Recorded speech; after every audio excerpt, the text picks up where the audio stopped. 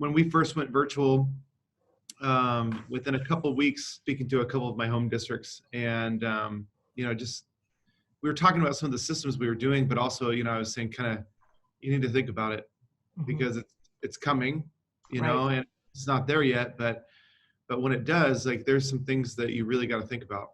Tell me a little bit about the Hong Kong International School. Students, faculty, teachers, how it's structured. Sure.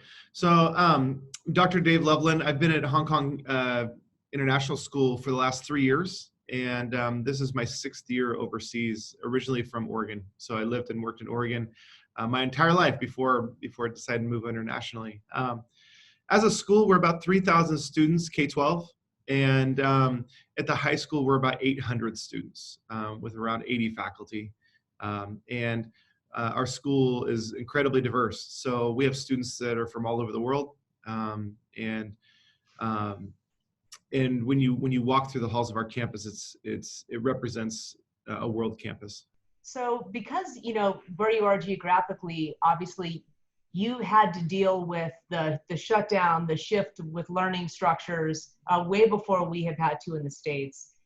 So, if you could talk just a little bit about, basically like, when this started for you as a school and, what that process looked like when it was imminent that you were going to be basically having to shut down for a while. Sure. Well, in Hong Kong, it's been an interesting year for us because we started off the year with protests in a very peaceful city typically. And in the fall, we were shut down for 5 days. And during that time, we went to asynchronous learning, and it was hard. It was a challenge. And so after we were able to come back to school from that, I asked our associate principal, Brent Braco, to pull together a team of some teachers and to plan out if we ever had to be online again, virtual, for an extended amount of time. And so they had been working on that for a few months, unaware that we were going to end up, really needing that information. And so, at the end of January, when it looked like we were going to be closing, I pulled our team together on a Sunday afternoon and our admin team, and we pulled out that work and we went through it. And, some of the areas that we were debating on, it was, was synchronous, asynchronous, attendance. Do you keep the regular bell schedule? And as a team, we sat and just said, we're going to put some really hard parameters in so that we can get off the ground. I asked for one professional development day, the Monday, because it was actually up against the Chinese New Year holiday. So everybody was gone when it was announced that school was going to be closed. So that Monday, we had a professional development day. We pulled in all of our staff. They were either on campus or in Zoom, and I held a faculty meeting where we rolled out the expectations and the plan. And so within those expectations, we had what the responsibilities of our faculty were, the responsibilities of everybody on the campus, from a secretary to a custodian, and then what learning looks like moving forward, and the roles and responsibilities of our teachers, our students, and our parents. And I think putting those structures together really allowed us to jump off and continue with school as much as possible. So I'm wondering, when you rolled all that out and you had those teams coming up with, what our structures are going to be, were those things that were already in place because of the protest prior, or were these things you just had to really kind of restructure on the fly? Yeah, so it was a mix. So we've been using Schoology for a number of years as our LMS system, and it's been a good structure for us. And so for us, but there were some areas that we weren't as tight as we would have liked to have been, and we realized that had to be incredibly tight. Everybody's resources needed to be in the same places. Everybody's structures needed to look the same. If you have as a parent, if you have a kid in different divisions or even 2 different high schoolers, you're not going to have to try to really track what's happening. And if you're searching for stuff, it's not going to work. And so again, my associate principal, Brent, he went through everybody's pages in the school, and we gave parameters around that, that as reminders, because most of this we had in place as far as our structures goes. But then, when we talk about you need to be explicit now with what the learning is going to happen, because we had about 40% of our students away from the school. So we told our community that we would maintain on Hong Kong time. If kids were out of the country, they needed to let us know, and we would record all the Zoom sessions, and they could do their learning that way, or they could dial into the course. And so for the most part, we've been hitting over 90% attendance rate still. So everybody's logging in and signing in, but also they're able to find everything. So that structure was really important. And then when we looked at, leaning on what do we want this to look like, and what we found is that just to keep some consistency for our families, and then again with kids that are traveling all over the world, for them to know that their class starts at a certain amount of time, it will run a certain way. So we were communicating out a bunch, to our families about those expectations, and also with our teachers. So it was more about kind of pulling some structures together, tightening some things down, because you had to really be prescriptive. And I think being prescriptive in the very beginning really helped us out. So you mentioned that you had the debate about, do we do synchronous, do we do asynchronous? And how did you kind of land on the decision that you made for your structure? So what we did in those discussions with our teachers after the fall, what we found was that it was difficult for kids to manage their home learning. So to go to an asynchronous model in a rigorous environment and keep kids moving through, you have to remember they're still kids. Even though they look like big kids and they're smart and they're articulate, they're still kids. And so making sure that we could put a structure in place where they could be successful. And I would say that, we went synchronous in the beginning, and we're still synchronized. However, now, we can loosen up a little bit. Whereas, if a teacher wants to make a video, they still have a check-in in the class. The kids may watch a video. They may break out for a little bit and do some work and come back at the end. But our structures have all been put in place. And I still, in the fall, when we went to an asynchronous model, we had problems with attendance. We didn't know what kids were doing and what they weren't doing. And then when they all came back to school, we didn't know where everyone was at. And so then we had to try to cobble that together as well. So for us, we thought if we can keep as normal learning as possible, whatever that looks like, then let's try to do that and try to put a system in place for that. Our teachers are working 24 hours a day, they're working a lot right now. And so, because you can't just take what you normally do in a classroom and just do it online, and so you have to really think about instruction and engagement, and even if you're really witty and have this great rapport with your class, when there's a screen between it, you can't have the same rapport. It's hard. So trying to work through all that with our faculty, and just we also maintain regular check-ins. We've been doing regular training. We have an ed tech coach named Hamlet Lynn, who throughout all of this, our team would sit, we were like, okay, Hamlet, we need a video on Zoom. All the tips and tricks, can you build that and send that out to our faculty and do some training? Early on with Schoology, we already had those in place, and we asked him to just pull those back out, remind everybody where they were, and with those expectations so that we could get on the same page. So we had some people in different places that we leaned on that really helped us out. So we have schools and districts here, obviously. When this hit us here, we had some schools and districts that were on spring break. So in a similar situation to what happened with Chinese New Year, where we already had people out and then all of a sudden that was extended.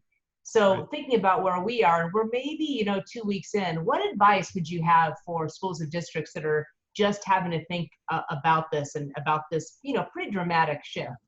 Yeah, I think that one of the things that I've noticed is there's a want to comfort everyone in a situation like this, but you have to be cautious with that. I mean, there's a balance, because you don't know how long it's going to last. And I think we in Hong Kong, we were seeing what was happening in China, and so when I started messaging out, it was supportive. But I was really careful with how we messaged around, that learning is going to be the same in a couple of weeks or anything like that. I pulled off of all that. And I think you have to think of this as a long-term situation. the idea that everything's going to be fine within a week or two, it's just not a reality. And so, and I don't know that everyone, at least some of my colleagues when I was working with, they weren't tracking that as much. And so those are some mistakes that they made early on, was saying, it'll be all right, prom will go on, it's still a month away. And you just don't know that. And so it's really hard, so I think that's one piece, is being cautious with messaging, and you have to really message a lot. I find that I'm spending, 3 times the amount of time that I normally would spend with messaging, because I want it to be really careful, as it goes out, and really thoughtful. Also, I think being aware that there's going to be highs and lows with emotions. Parents and kids parents did not sign up to be teachers, and kids did not sign up to do online learning. And so for some, they thrive in this environment. For others, they're really sad and they're missing their friends.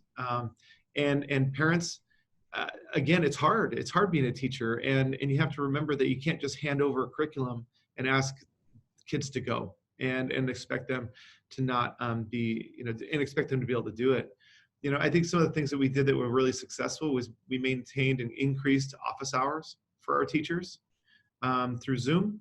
Our admin team, every 2 weeks, I hold a 3-hour, 4-hour open session where parents can call in, and we just answer questions. I just do my work, and as people call in, I pause what I'm doing and kind of talk with them, and that's been really helpful. Maintaining your parent group advisory meetings. About every 2-3 weeks, I continue to have my parent group meet, and they tell me what's happening in the chat rooms and what's happening out there, and then I really try to address everything.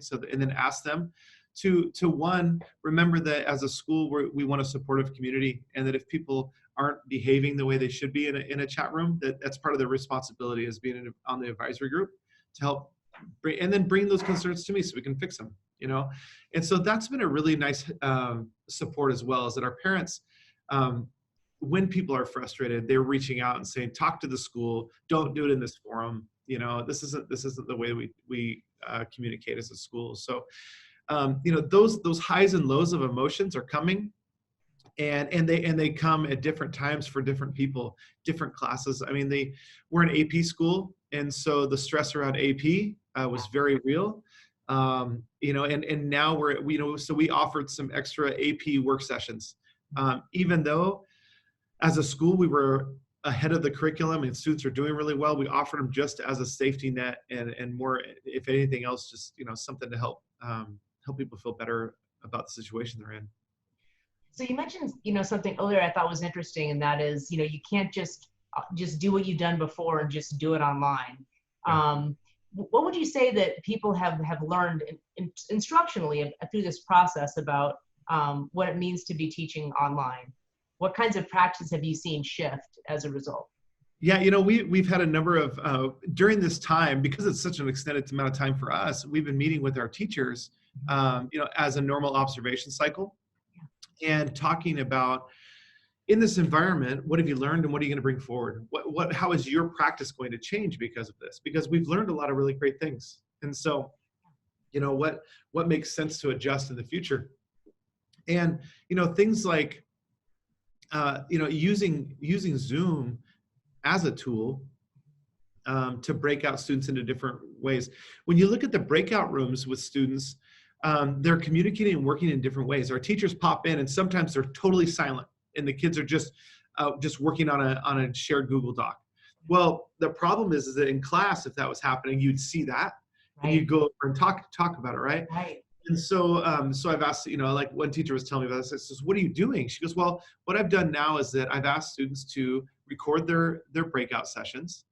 And then, so one person is a recorder, and then just send it to me at the end of the class. And so she goes, then I pop in and out. And then afterwards I can go back and just kind of touch base and see what those conversations were and be able to move on. To be able to do entrance and exit slips in real time. They've been using the chat tools, and typically we would just do that in class. You would start out the class that way. But she said watching the students interact in a chat room as a quick check-in and also as a check-out each day, she's seen that they're answering each other really well, all the way through. And Yeah. so that's something she said that I'll maintain. She goes, in some form, some way, we'll maintain those chat rooms when we come back into school, because it's been a really nice check-in and check-out. I think the other thing is that really evaluating what is essential. Mm-hmm. There's some key pieces to your core program, right? That you have to get through. But then there's also some pieces that are just really nice to do, or maybe as a teacher, I love that unit, but we've asked for people to move those away. Make sure, strip down, get down to the basics right now, and help kids get through those. And and we got to be really supportive with how over communicate. I think we have to have a lot of individual meetings. One of the things I just asked our faculty to do is, before the end of April, is I want every kid to have individual meetings in every class, so they know exactly where they are. There's no surprises, and that you can give some direct feedback, and also where we're heading to, so that they know where we can get going. And I would say that as the structures of our lessons, our faculty have done an awesome job of mapping things out really well, so a kid can go on and say, okay, I know what's happening this week or next week. And a lot of the resources are in there. So for that kid that needs the control and wants to be able to jump in ahead of time, it's all there ahead of time. And for that student that maybe struggles with the organization, they don't have to be organized. They can just go to the place where it is organized. And so I think that those are things that in a day-to-day, when you see kids face-to-face, you may not lean on as much, but those have been really, really good for us. So you also talked about, the giving of work of synchronous versus asynchronous. Would you say that when students are having to work at home online, and in some cases self-directed, is it taking them longer to do things? Like, I've heard online teachers say less is more. Has that been your experience as well? Absolutely. Yeah. And actually what we've asked our faculty to do is that when they do assign work, make sure they put a time on it, so what it's supposed to be, Okay. and then if it is supposed to be 30 minutes and it's taking a kid an hour and a half, to make sure you're checking in with your class so that they tell you that. And our kids are really good about that, because they're used to it. But I think that was, in the beginning, one of the things we did early on, which I think was also really, really, really good, was we every week to 10 days, we sent out a survey to our students and our parents about online learning and struggles, how's it going, all those kinds of things.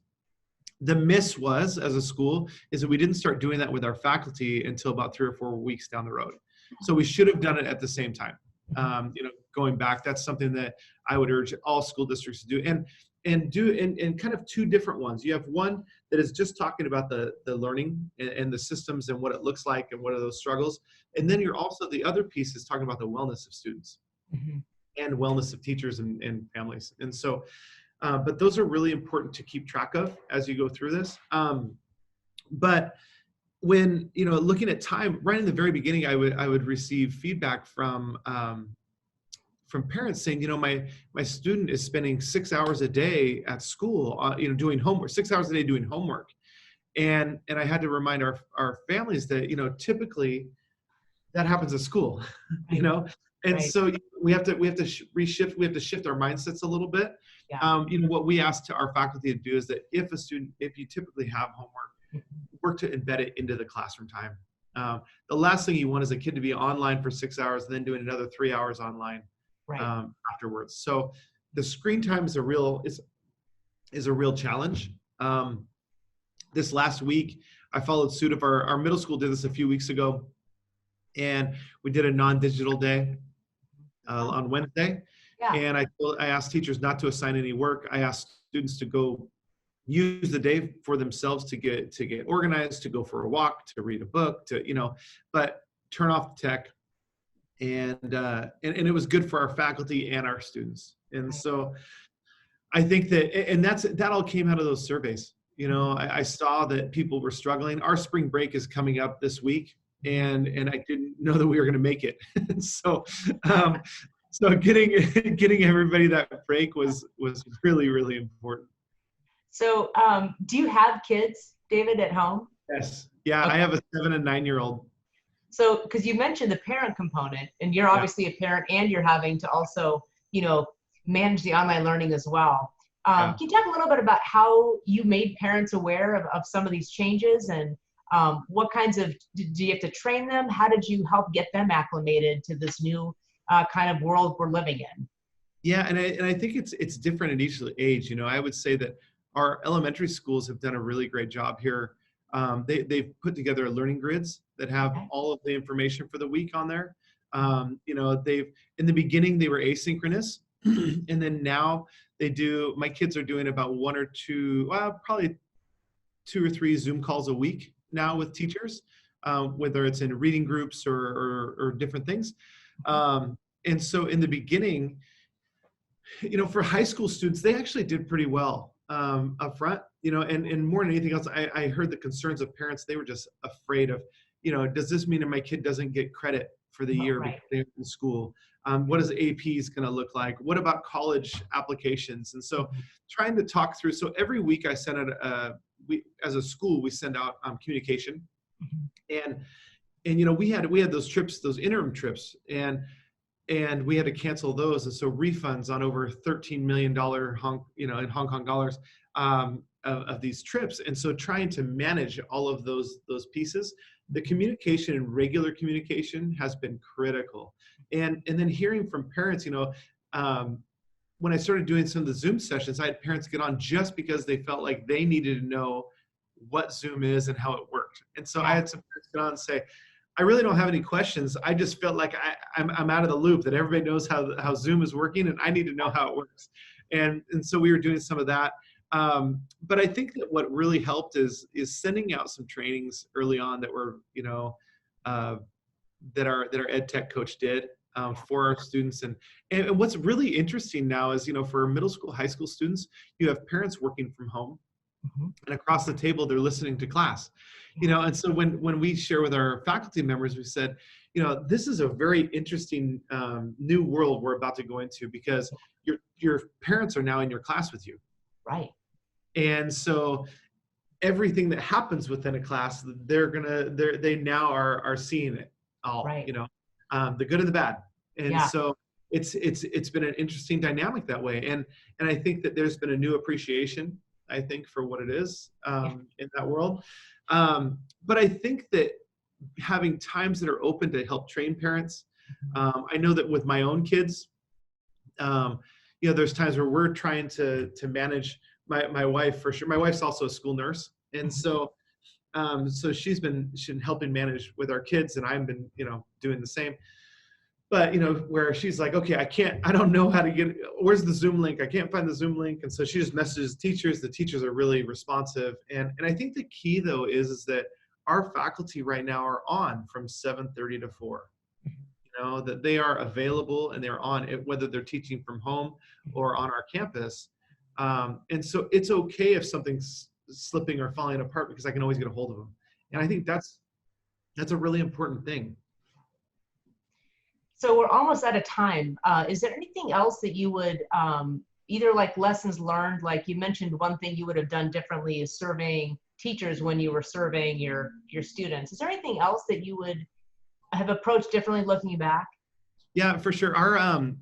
We have my other associate principal, Lauren Fine. She works with student life.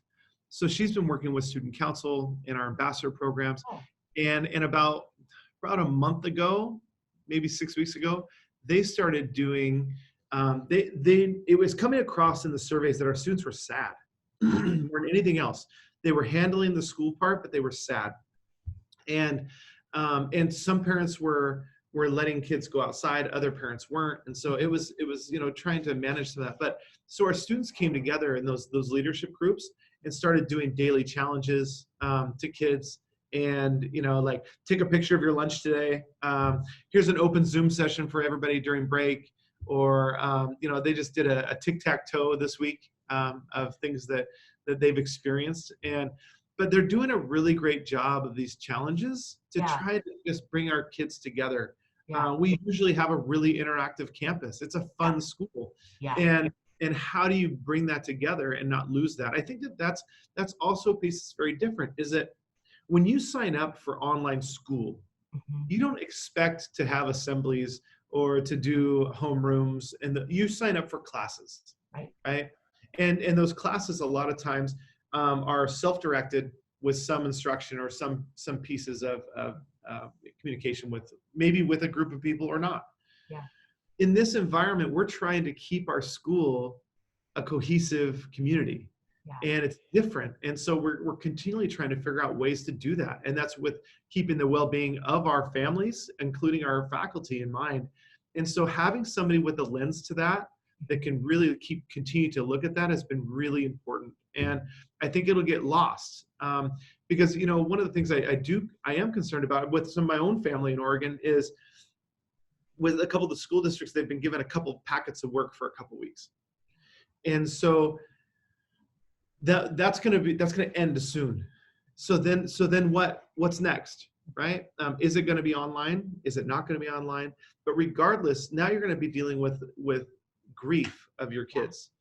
And as parents, the stress of trying to manage your finances and work and your kids' schooling. And the minute that your kids' schooling takes a dip, you have this huge guilt associated with it. And you know that I'm not doing what I'm supposed to for my kid. And so having the school kind of really try to wrap their hands around everybody and try to give outlets for communication, but also some outlets for fun, you know, because it's a really serious situation. So you don't want to make light of it, but at the same time, the emotional well-being of everyone in this is really important.